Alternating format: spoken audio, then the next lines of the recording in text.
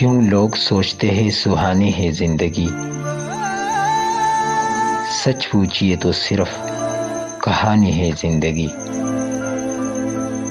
कितना गुरूर खुद पे है इंसान को बेवजह, जबकि वो जानता है कि फानी है जिंदगी। ख्वाब की तरह मौत है चारों तरफ मगर, ख्वाब की तरह मौत है चारों तरफ मगर, लगती है हमको रात की रानी है जिंदगी।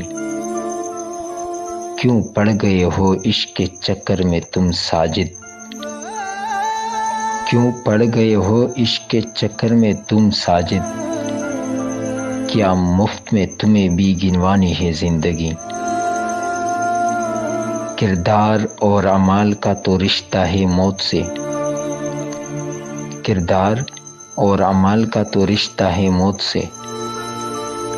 अल्फाज का है खेल, जुबानी है जिंदगी। साजिद अफरीदी।